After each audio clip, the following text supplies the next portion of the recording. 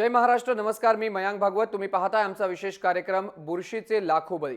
आपल्या सर्वांसाठीच बुरशी ही आता चांगलीच ओळखीची आहे. अन्न पदार्थांवरती ओल आल्यास भिंतीवर, त्वचेवर एवढंच काय तर पावसाळ्यात कपड्यांवर देखील बुरशी आपलं साम्राज्य पसरवते. हीच बुरशी मात्र जीवघेणी ठरते. बुरशीमुळे जगभरात 15 लाख लोकांना आपला जीव गमवावा लागलाय अशी माहिती एका रिपोर्टमधून पुढे आली आहे. अधिक माहिती आपण या स्पेशल रिपोर्टमधून जाणून घेऊ.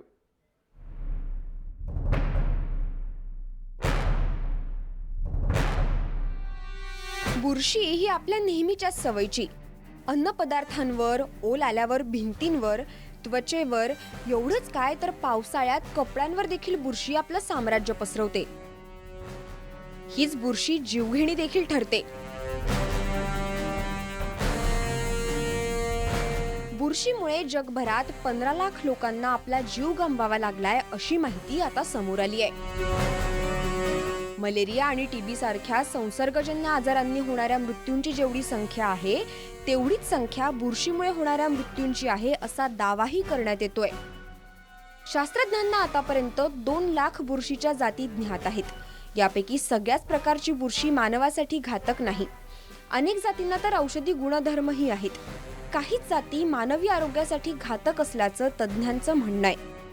बुरशीतून विषारी पदार्थ तयार होतात, त्यांना मायकोटॉक्झिन्स म्हणतात. यांच्या क्रियेमुळे मानवांमध्ये अनेक प्रकारचे रोग उत्पन्न होतात. हे विनाशक पदार्थ श्वासावाटे, तोंडावाटे किंवा त्वचेतून शरीरात प्रवेश करू शकतात. बघूयात बुरशीमुळे कोणते आजार होतात.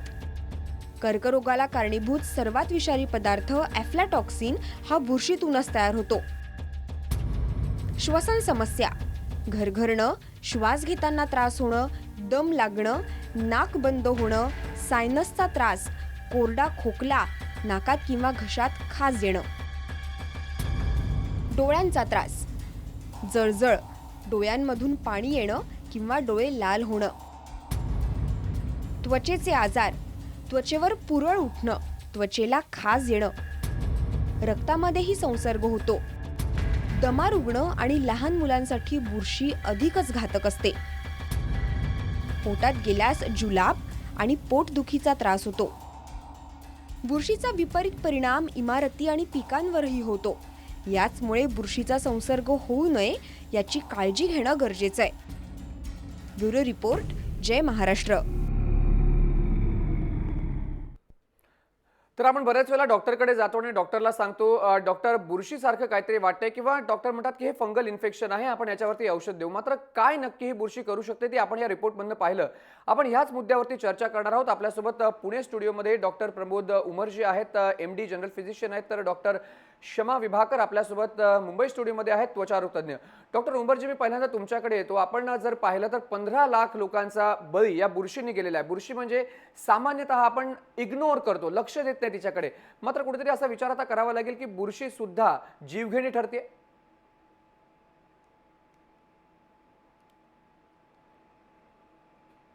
बहुधा पुणे स्टुडिओला आमचा आवाज अजून पोहोचत नाहीये. डॉक्टर शमा, मी तुमच्याकडे येतो. सगळ्यात कॉमन इन्फेक्शन म्हणजे बुरशी. कुठल्याही पदार्थावरती बुरशी येऊ शकते, आपल्या अन्नावरती येऊ शकते, आपल्या त्वचेवरती येऊ शकते. तुम्ही त्वचारोग तज्ज्ञ आहात. बऱ्याच वेळेला आपण असं पाहिलं जातं की हातापायांवरती आपल्याला बुरशी येते. अशा वेळेला मग काय करावं? बुरशी हे येतोय. खूप कॉमन इन्फेक्शन आहे. बोलू मी? इन्फेक्शन बुरशीमुळे आपल्याला मांड्याना, हाताला, पायाला, कुठेही, केसांना, नखांना, सर्व जागेला इन्फेक्शन होऊ शकते. आणि त्याच्यामुळे खाज येते, लालपण आणि रॅश म्हणतात ते येते. आणि खूप वेळेस खूपच पसरून जाते, कारण त्याची काळजी आणि त्याचं निदान करत नाही लोक खूप कॉमनली. मांड्याना वगैरे असले त्याच्यामुळे लोक लगेच डॉक्टरांकडे जात नाही, जातात तर दाखवत नाही व्यवस्थित. त्याच्यामुळे औषध व्यवस्थित भेटत नाही त्यांना. त्याच्यामुळे बुरशी एकदम वाढून जाते आणि ते संसर्जनीय आहे आणि फॅमिलीमध्ये ते स्प्रेड होते. त्याच्यामुळे आमच्याकडे खूप फुल फॅमिलीज बुरशीने इन्फेक्टेड असतात आणि त्याचं निदान चांगले औषध आता भेटतंय आपल्याकडे. बरोबर, म्हणजे वेळेत डायग्नोसिस झालं पाहिजे. मी डॉक्टर उमरजी Exactly. यांच्याकडे जाणार आहे. डॉक्टर उमरजी, 15 लाख लोकांचा मृत्यू हा बुरशीमुळे झाला. आपण आताच पाहिलं की बुरशीमुळे कोणत्या कोणत्या प्रकारच्या आजारांना तुम्ही निमंत्रण देता. कितपत हे घातक मानलं जातं किंवा कितपत लोकांनी स्वतःची आता काळजी घ्यायला सुरुवात केली पाहिजे?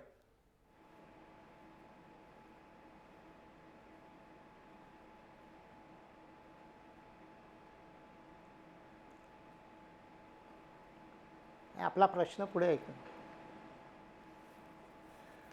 डॉक्टर, मला प्रश्न तुम्हाला मी असा विचारला की 15 लाख लोकांचा मृत्यू हा बुरशीमुळे झाला. या प्रकारच्या घटना जर होत असतील तर कशा प्रकारे आता लोकांनी स्वतःची काळजी घेतली पाहिजे? कारण आपण जर पाहिलं तर कॅन्सर सारखे आजार होऊ शकतात, श्वसनाचे आजार होऊ शकतात.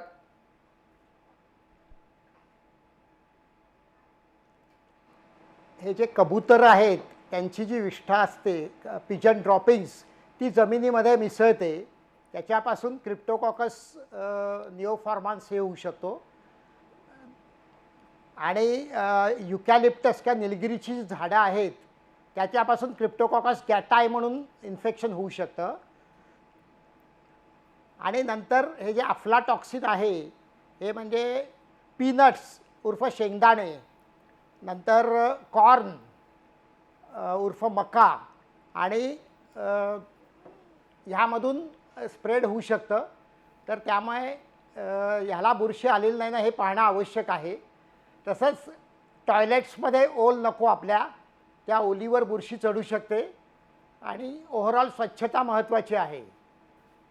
डॉक्टर, स्वच्छता महत्त्वाची आहेच, मात्र डॉक्टर शमा, मला तुमच्याकडे यायचं आहे. सगळ्यात महत्त्वाची गोष्ट म्हणजे आपण आपली स्वच्छता स्वतः केली पाहिजे. आपण कपडे जे घालतो ते आपण पाहून घातले पाहिजेत.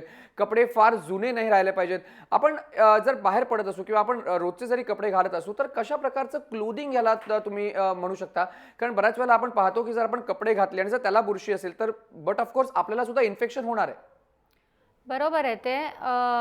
कपडे आपण अंग स्वच्छ रोज अंघोळ करायला पाहिजे. आपल्याला 2 वेळा अंघोळ करायला पाहिजे. जे स्पोर्ट्समध्ये किंवा इन जनरल मुंबईत वेदर इज ह्युमिडिटी जास्त असते, ओलसरपणा जास्त असतो, त्याच्यामुळे आपल्याला 2 वेळा अंघोळ करायला पाहिजे. केस वीकमध्ये 2 ते 3 वेळा धुवायला पाहिजे. नेल्स, नखं स्वच्छ ठेवायला पाहिजे. कापणे गरजेचं आहे नखाला weekly or every 10 to 15 days. त्याच्यानंतर कपडे कॉटनचे घालायला पाहिजे आपल्याला. वूलमिक्स, सिंथेटिक हे टाईट्स, लेगिंग्स वगैरे आणि synthetic trousers, synthetic T shirts आणि शर्ट्स, फॅन्सी मटेरियल सर्व आपल्या वेदरसाठी बरं नाही. ते नॉर्दर्न कंट्रीजमध्ये जास्त घाम सुटत नाही, त्याच्यामुळे त्याचा वापर होत आलं होतं आणि आपण त्याला फॅन्सी आणि फॅशन म्हणून त्याला वापरत असतात. त्याच्यामुळे ते मॉइश्चर आणि ओलसरपणा ॲब्झॉर्ब होत नाही आणि बुरशीसाठी चांगलं एन्व्हायरमेंट क्रिएट होते आणि त्याच्यामुळे सर्व इन्फेक्शन वाढत असते. एक नख आणि केस हे 2 खूपच इम्पॉर्टंट रेझर्वॉयर्स असतात आणि तिथून बुरशी दुसरी जागेला पुन्हा पुन्हा स्प्रेड होतो आणि दुसऱ्या लोकांना पण स्प्रेड होतो. ब्युटी पार्लर वगैरेमधून इन्फेक्शन स्प्रेड होऊ शकते एकमेकांना. शूज व्यवस्थित ड्राय असायला पाहिजे. मेनली कोरडंपणा, थोडंसं ओलसर कंटिन्यूअस नाही राहायला पाहिजे. टॉयलेट टिश्यूज, जसं सर म्हटले की टॉयलेटमध्ये ओलसर नाही राहत. टॉयलेट टिश्यूज हे खूप एक कॉमन जागा आहे, कारण ते टॉयलेटमध्ये राहतात. ते मॉइश्चर ॲब्झॉर्ब करून त्याच्यावरच फंगस असतो आणि ऑफिस आणि फ्लाईट्स आणि हे सर्वामध्ये ते लोक वापरतात आणि तिथून मग त्यांना इन्फेक्शन क्रिएट बरोबर सुरू होतं. मात्र डॉक्टर प्रमोद, ग्लोबल वॉर्मिंग सध्या एक महत्त्वाचा विषय आहे. ग्लोबल वॉर्मिंगचा जागतिक तापमान वाढतंय, ह्याचा कुठेतरी फायदा या बुरशीला होतोय किंवा बुरशीसाठी किंवा फंगल इन्फेक्शनसाठी ग्लोबल वॉर्मिंग कितपत महत्त्वाचं तुम्ही मानता, कितपत महत्त्वाचा फॅक्टर तुम्ही मानता?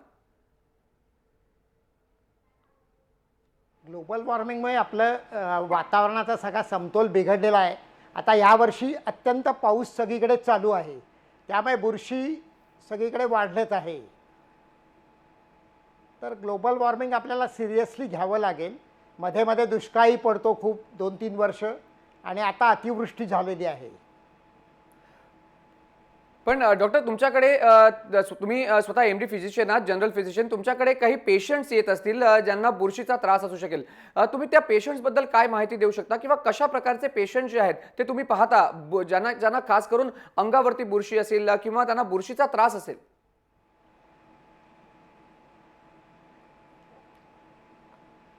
आपल्या ज्या शरीरातल्या संस्था आहेत त्यामध्ये श्वसन संस्था आणि मेंदू आणि स्पाईन याला आमच्याकडे याचे बरेच पेशंट येतात, कारण हे श्वसनातून याचे स्पोर्स आत घेतले जातात. तर जास्त करून आपल्याला दम लागणे, ताप येणे, रक्ताच्या खोकल्यातून रक्त पडणे वगैरे लक्षणं दिसून येतात. आणि मेंदूमध्ये TB सारखी लक्षणं दिसून येतात, किंवा ब्रेन ट्यूमरही होऊ शकतं, किंवा पॅरालिसिस टाईप स्ट्रोकचंही लक्षणं दिसतात काही लोकांमध्ये. बरोबर, म्हणजे एक छोटीशी आणि कंबर बुरशी ज्याला आपण दुखणे फंगल वगैरे इन्फेक्शन म्हणतो, त्यांनी काय काय होऊ शकतं? डॉक्टर क्षमा, सगळ्यात महत्त्वाची गोष्ट म्हणजे स्किन रिलेटेड कुठले कुठले आजार आहेत जे बुरशीमुळे होतात आणि जे कॉमन आहेत आणि ज्याच्यावरती लोकांनी खास करून लक्ष दिलं पाहिजे, कारण हातावरती किंवा पायावरती आपल्याला बुरशी सहजतेने दिसू शकते. स्किनमध्ये खूपच कॉमन आम्ही टिनिया म्हणून म्हणतात, फंगल इन्फेक्शन सर्वात कॉमन आहे. आणि ते टिनिया जे असते ते फक्त वरचं लेअरवर ते असते, ते आतमध्ये शरीरात जाऊ शकत नाही, कारण त्याला ते टेम्परेचर सूट होऊ शकत नाही. त्याच्यामुळे ते स्किन, नेल्स आणि हेअर हे आणि टिनिया रुब्रम, टिनिया मेंटॅग्रोफाइट्स असे ते बुरशीचे प्रकार असतात, त्याच्याने ते जंतूने होते. आपले फार्मर्स किंवा जे लोक लाकड्या वगैरे मध्ये काम करतात त्यांना, आणि कुठेही आपल्याला सपोज काही मार लागलं असलं त्याच्यामधून फंगस जे नॉर्मली इन्वेड करत नाही, आतमध्ये जात नाही, ते आतमध्ये जाऊन मग मायसिटोमा असे आजार, त्याच्यामध्ये कॅन्सरसारखे दिसणारे दृश्य आपल्याला फंगसमुळे होऊ शकतो. आणि ते एवढं अनकॉमन नाही आहे, ते कॉमन आहे.